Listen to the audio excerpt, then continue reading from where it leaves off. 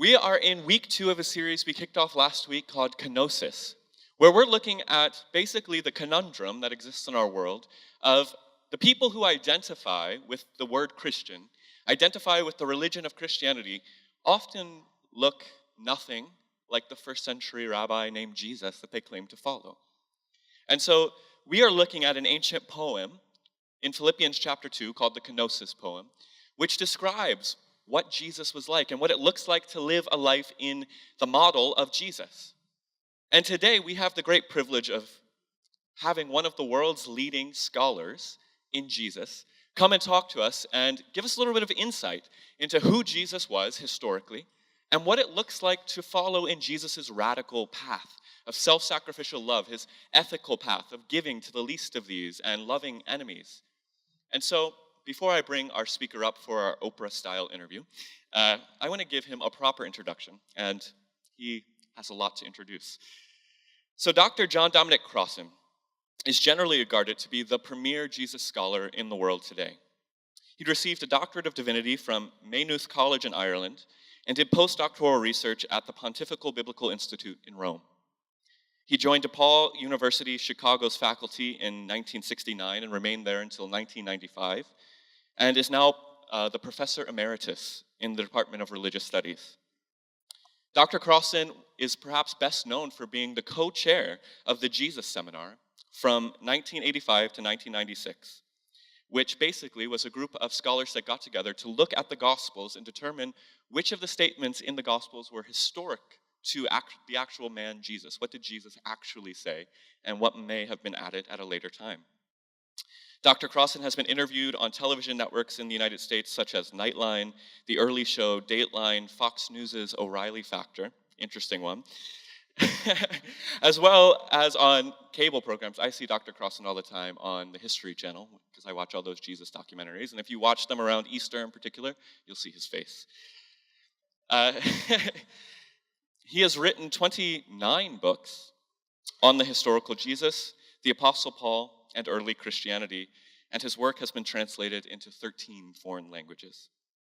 20 research trips around Eastern Christianity from 2002 to 2015 resulted in his latest book, not primarily of text, but of illustrated images and pictures called Resurrecting Easter, How the West Lost and the East Kept the Original Resurrection Vision. We'll talk about that and a lot more this morning, but in mission gathering style, let's give a warm welcome to the Reverend Dr. John Dominic Crossan.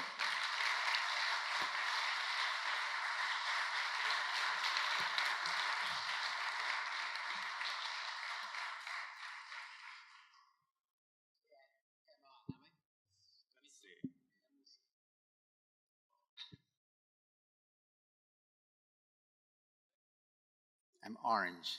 We went from orange to green. Very Irish. Very Irish. Well, Dr. Crossan, thank you so much for journeying from Florida to San Diego to be with us this morning. Yeah. And so Dr. Crossan last night gave a great talk at St. Paul's Cathedral. How many people were there last night? Just to see. So a good number. Yeah. Glad that you were there. So just to kind of start off, like I told you, we are in this series called KENOSIS, and we're looking at this ancient Christian poem that Paul quotes in Philippians chapter 2. And I kind of tried my best to give a little historical analysis of what that was and what the meaning of that kenosis passage was in first century last week. But I figured that the biblical scholar might be able to give a little bit more light on this idea of kenosis and the centrality of that Philippians chapter 2 poem. All right, for me, Jesus was a peasant with an attitude. That's it in as short as I can put it after 50 years on it.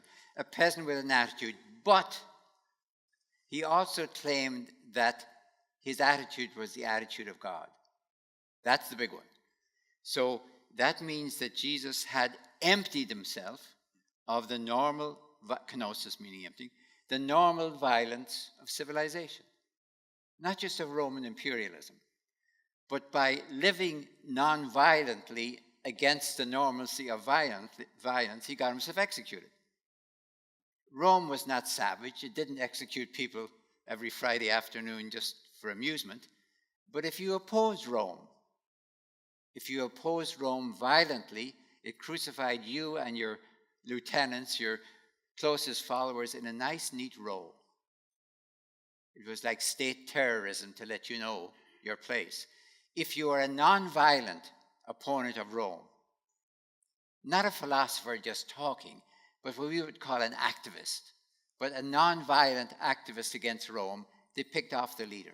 That was their policy. And if you're at it 5 years from now, we'll come at your next leader. They didn't waste iron nails and a squad of soldiers on non-violent resistance for all of them. So the most precious thing we know about Jesus, if we knew nothing else, was a good old Pilate got it right from the Roman point of view. Jesus was a non-violent revolutionary, which means that he emptied himself of the normal reaction that any beaten people would have, to strike back. And that many of his contemporaries thought was the obvious thing to do. Now, the big challenge, of course, is to claim that that's the way God operates. Wait a minute. The whole Bible is filled with God punishing you for this and that, and people crying out for mercy and forgiveness. I'm being told in the book of Deuteronomy that if you're good, God will reward you, and if you're bad, God will punish you. So that after a hurricane, you say, what did I do to deserve this? But Jesus teaches that God has emptied God's own self of any intention to punish anyone ever. Despite the Bible's repeated claims that God's major activity seems to be punishing people. That's extraordinary. But that's there in Genesis 1, where God says, you're made in my image and likeness. And in effect, go do whatever you want, but certain things won't work. It's your identity. It's your character. It's who you are. You're in the image of God. By all means, do whatever you want. But don't say, I punished you when things happen. If you think you're a bird and go up to the 30th story of a building, don't say God hit you with the pavement as a punishment. There are consequences to living against our identity.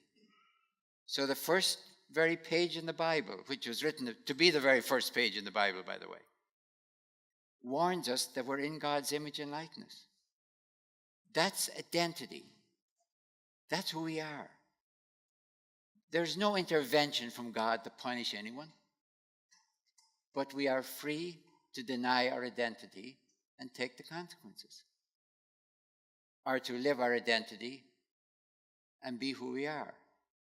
That's the emptying of God, so that God is not there, in one sense, in total control of us by our identity, not by punishments and rewards or interventions or any sort of calling us back to the factory to be retooled or anything else. So despite the fact that the entire Bible is filled with God punishing people, the poor Israelites live on the Levantine coast in the middle of empires. If they spent their life praying on their knees, the only difference in the Old Testament would be they had died on their knees. And to say they're being punished by God when the Assyrians or the Babylonians or the Greeks or the Romans come through? Don't pitch your tent on the interstate and wonder why God hits you with trucks. That's a good summary of the Bible. Well, there we go. I never thought that would be the thing getting applause at Mission Gathering. It's great. So I think a natural question to ask you, and I'm sure you've gotten this before, but I'll reveal a little bit of your biography. You started your journey in some ways as a priest. Yep. And you've devoted your life to Jesus and studying Jesus. What do you find so compelling about him? Why have you devoted so much time and energy to studying Jesus and speaking about Jesus? Yeah, you're right. At the age of 16, I entered the Roman Catholic monastic order, a 13th century order. And the reason for that was because I thought it was the most exciting thing I could imagine. I really was. It had nothing to do with giving my life up for God. I was 15 when I made the decision. I was at a boarding school in Ireland, and, you know, my father was a banker, I adored my father, but a banker.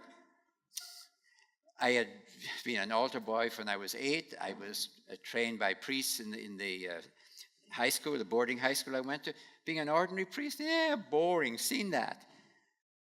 But the idea of a monastery, that sounded interesting. So it was really an adventure. So to understand me, the driving force in my life is adventure. Now, I don't do crazy stuff. I really don't. There's things I do and things I don't do, but adventure sparks me. So the idea of being a priest, being a monk, but first of all, being a monk, that was the primary thing, was adventure. It sounded like the most exciting world. It was a bigger world than anything in my small little village in Donegal. It was a giant world. Then I had gone to a classical boarding school, which means I had 5 years of Greek and 5 years of Latin by the time I was 16. So I was used to reading that stuff, granted in the original language, before I ever got to see the New Testament. And growing up in Ireland, we didn't have the Bible around. I mean, the big book was the Missal. Of course, I knew the stories of Jesus, but mostly to the Rosary and the Stations of the Cross. I don't know when the first time I literally saw a Bible. But it was liable to be after seminary, honestly. I came up to the Roman Catholic tradition. So Jesus struck me as terribly exciting. There was something going on here. Now, I had all the background of Rome. As I said, when I was a kid, I read the Aeneid, so I knew the Roman stuff. I mean, when I first heard of Pilate, I did, ooh, what's he doing? Where did he come from? So Jesus sounded interesting. Now, fascinating, really, as an historical figure. I think that's what captivated me. It was like an adventure in search or something like that. So I had all the history background there. I knew all about the Roman stuff. So it was a matter of filling out the matrix of Jesus and understanding what he was doing in his own time and place. I didn't start with a kind of a dogmatic vision of Jesus. I don't know how that will go. I started really with the matrix, with the world. And then he fitted into that world. He made sense. If Caesar was the Son of God and divine and Lord, then to come on and say that this peasant from God-forsaken Nazareth, fortunate term, but God-forsaken Nazareth, was Lord, Son of God, Redeemer of the world. How do you take the titles of the emperor who lives on the Palatine Hill in Rome and give it to a Jewish peasant from the Nazareth Ridge in Galilee? This must be some kind of a joke. Maybe it's like Saturday Night Live. We're spoofing the whole thing, and the problem is the Romans have no sense of humor. They knew exactly what was said. They're saying, this is not the way to run the world. This is the way to run the world.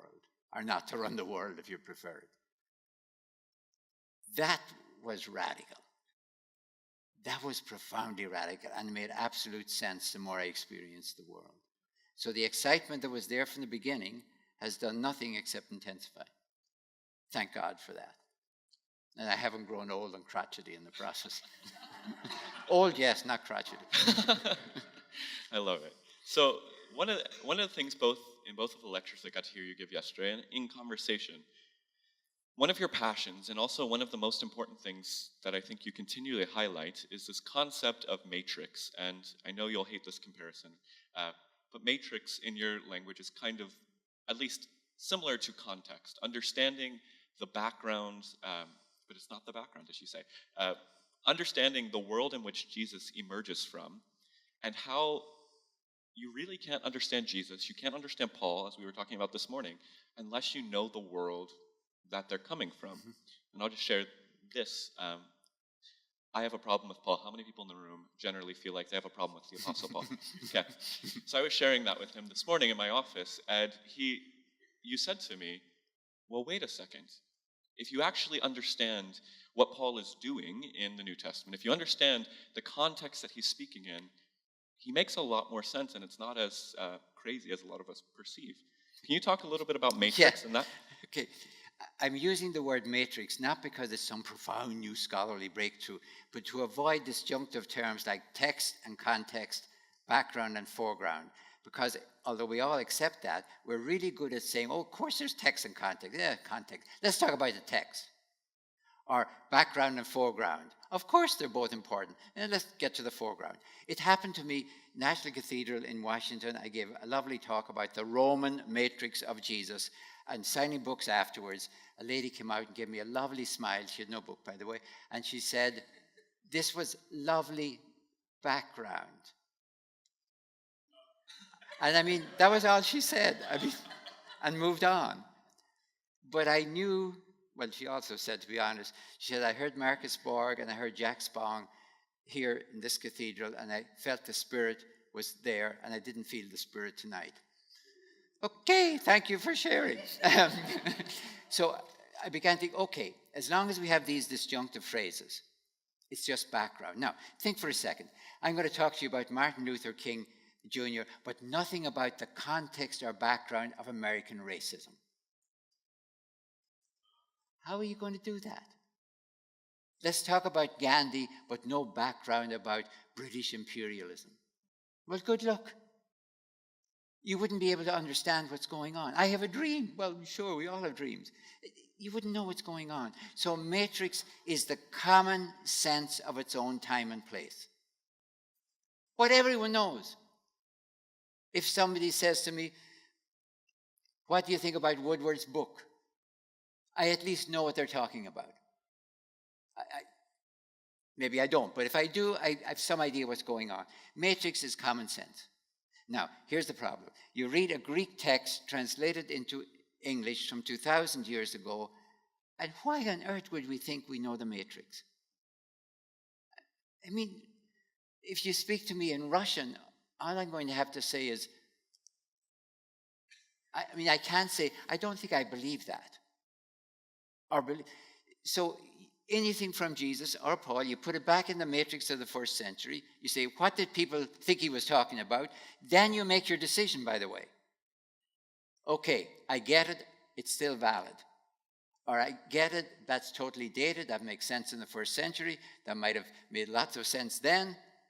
It's like if you were in the 1930s in Hitler's Germany and somebody were to say, Jesus allein meiner Führer ist. Jesus is my only Führer. Oh yeah, I know why you're going to be dead very soon. Even though Führer is just an ordinary word meaning leader, and what's the big deal? If I didn't know the matrix, I would say, why were people being killed in the 1930s in Germany for calling Jesus the Führer?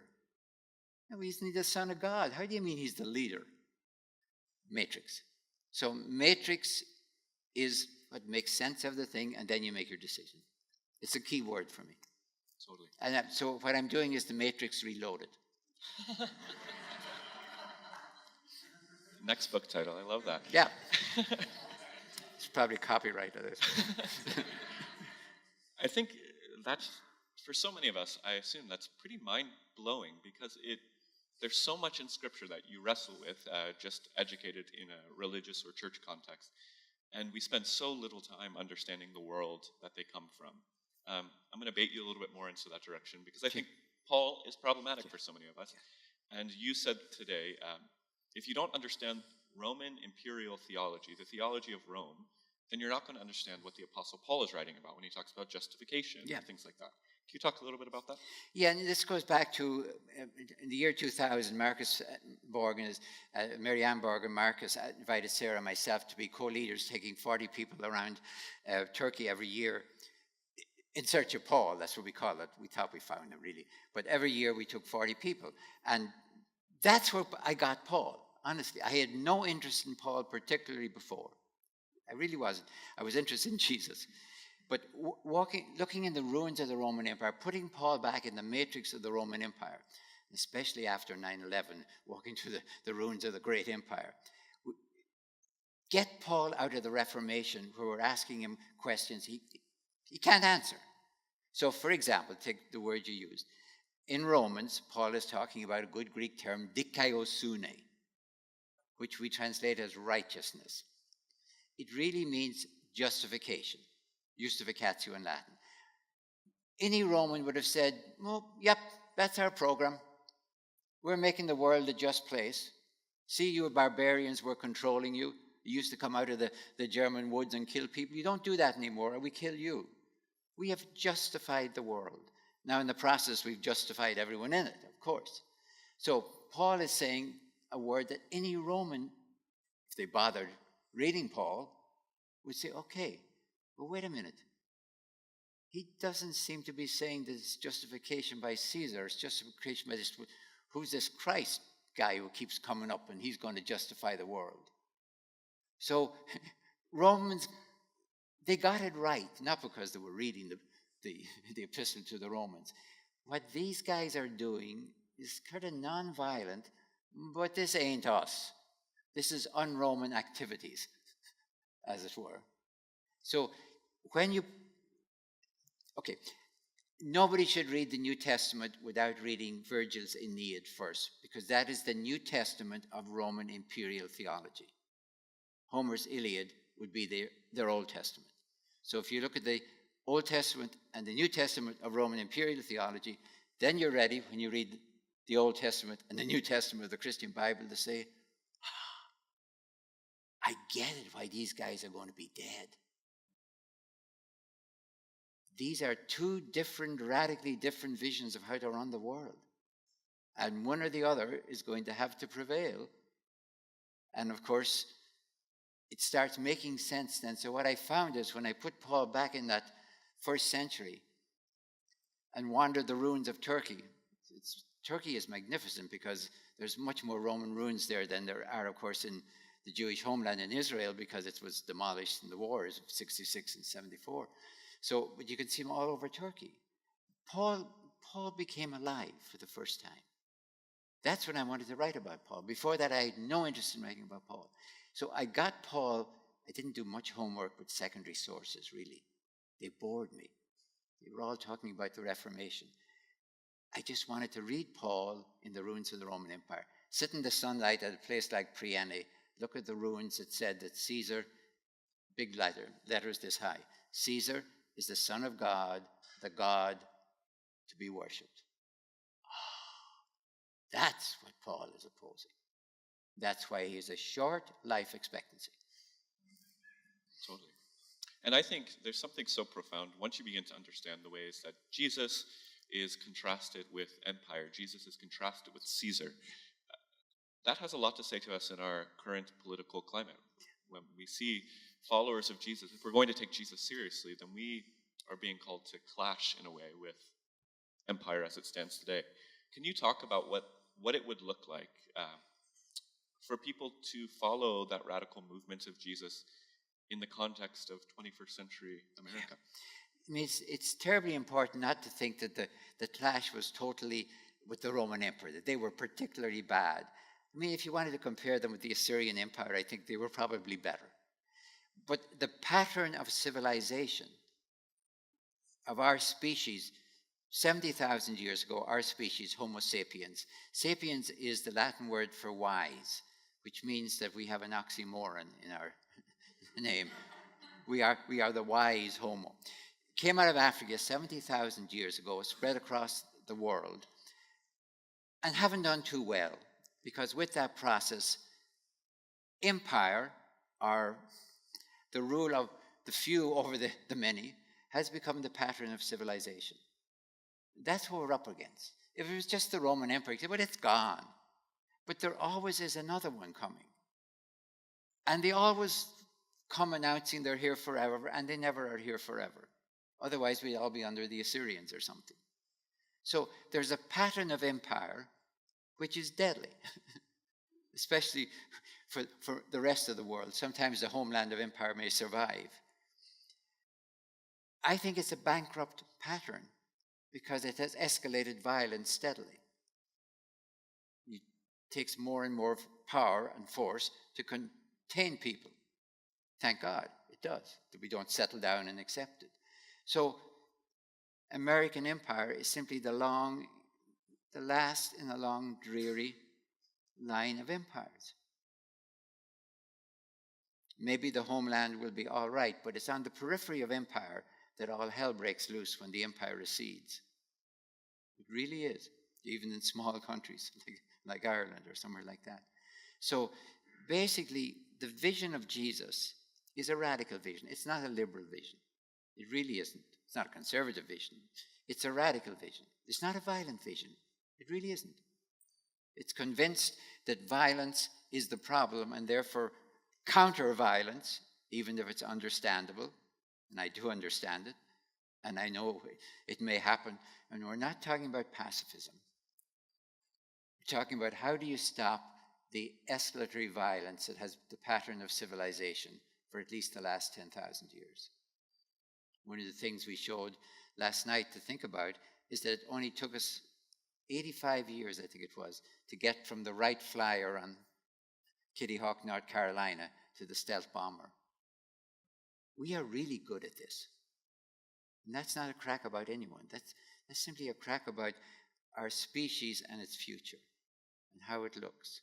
So basically, the radical vision of Jesus, it's a patient vision, it's not a violent vision, and it's a persuasion vision.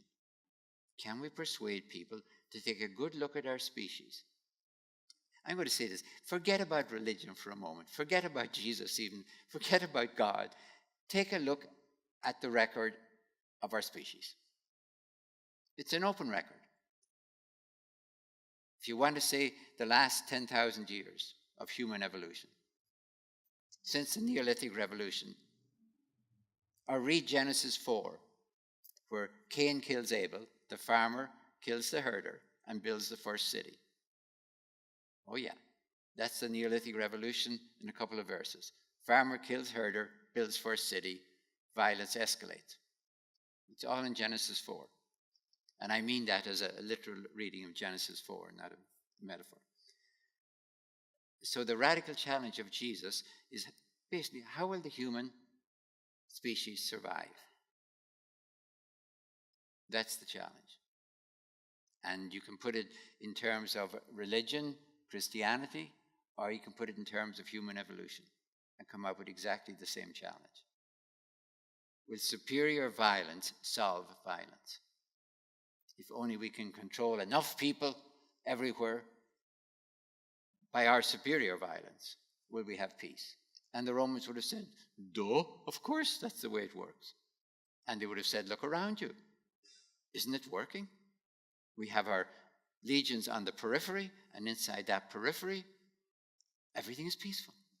So to try and imagine the pipsqueak peasant from a tiny hamlet in Galilee starting a movement to say no to the Roman Empire, which was at the height of its success and could show you peace everywhere, because their genius was to put their legions on the periphery and keep peace inside, not keeping the legions at Rome ready to go out, but on the periphery. So inside that, everything is peaceful. The Pax Romana. What do you mean, the peace of God? I think Jesus would have said, you guys don't get peace, you get lull.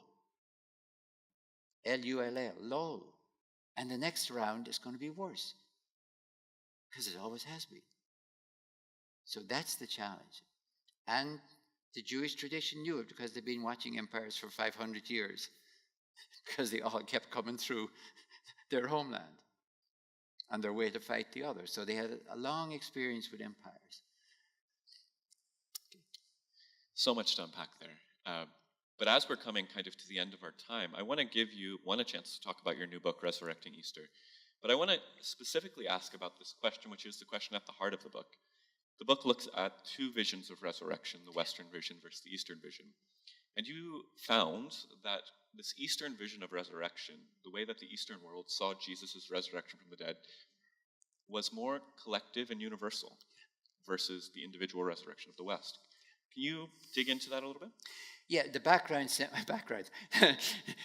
is simply that, as I said, from 2000 on, we were always going to Turkey every year. We were going for Paul now. We weren't particularly interested at all in Byzantine archaeology or iconography or anything. But we were seeing it. We could not, because it was everywhere. So we started to see something strange. If you went into a church, there was all the way around the walls there was the life of Jesus. And you looked at all that, you recognized, okay, of course, that's somebody with wings talking to a woman, that's the Annunciation. Two women hugging, that's the Mary and Elizabeth. You recognize everyone. Crucifixion, that looked just like ours. And then you came to the one after the crucifixion and before the ascension. And what you expected from the Western tradition is Jesus coming out of the tomb looking rather like an athlete coming out of the gym, all magnificent with guards at the feet. Instead here's what you saw: Jesus carrying a small cross, not the great big wooden one, but a real cross with his wounds showing, and he's reaching down and he's grasping the limp wrist of Adam and Eve. Limp wrist of Adam with Eve standing there, or eventually limp wrist of both, and hauling them out of their sarcophagi, out of their tombs. And that's Easter. What on earth does that mean? Adam and Eve ain't two people. Adam and Eve is the human race. So if Adam and Eve are being raised from the dead, Hades, good old Hades is the gatekeeper of Hades, not of hell, but of the place of the dead, and he's standing behind the doors, kind of keeping Jesus out. And Jesus comes right in and kind of flattens him under the doors. So the bifold doors of Hades come out like a cross. And poor old Hades is looking up. It's almost like saying, nothing personal, I'm just liberating people from prison. So, well, it's like the good old A-Team, remember, way back? That's the image you're seeing. Jesus, Hades on the ground, kind of flattened. The human race being liberated from death. Now, the question, when we finally got it and saw it enough, we'd gone to Russia, we'd gone to Egypt, we'd gone everywhere from France to Syria. 2010 was the last year we were able to get into Syria. We found this image everywhere. And finally, this is Eastern Christianity's Easter. Western Christianity, we know, it's all about Jesus alone. Now, maybe you can say, and if you believe that, it may happen to you or whatever you want, but it fits very much with our Superman, our Spider-Man. One person is going to do it all. Instead of this is a very intimate relationship, holding the hand. What does it mean for having an historical figure who died for nonviolence, because he's still carrying his cross and got the wounds of crucifixion, liberates the human race from death? I can't think of that any other way except in human evolution, to ask the evolutionary question, what saves our species from destroying itself? And the only thing I can see there is Jesus is, of course, the incarnation of nonviolence.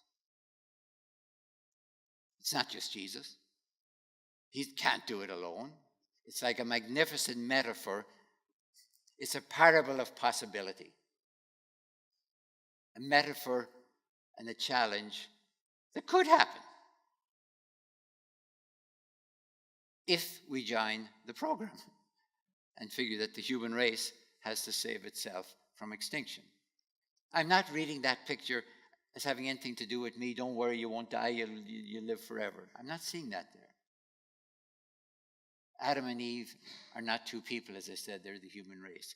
So what we ended up in this book with was a huge challenge between the Eastern tradition and the Western tradition. The only case where we have two different, radically different images from a scene from the life of Jesus. All others look pretty much the same. If you look at the nativity in the West, nativity in the East, Mary is lying there after birth. I mean, you'd recognize it. But this one is radically different. And I think the Eastern one is closer to the New Testament and is a far greater challenge, realistic challenge to our future. So that's a commercial message for the book. It's called Resurrecting Easter, How the West Lost and the East Kept, the original Easter vision. 140 about full-color images, high-definition images. My beloved Sarah is the photographer and the iconographer who handled all of that material. And the images, we try to put them, when you're talking about and it says, see figure 1, it's not tucked away at the back in some color. It's right there so you can see it. but it is a visual book. It's really images with commentary more than it is a book with illustrations. So if you ever do get it, don't get Kindle. I mean, I love Kindle. I use it all the time, but it doesn't work for full color illustrations. I haven't seen it, but I don't see how it would work very well. Anyway, that's the book. Well, thank you. Let's give it up for Dr. John Dominic Crossan. Thank you. Thank you so much. Thank you.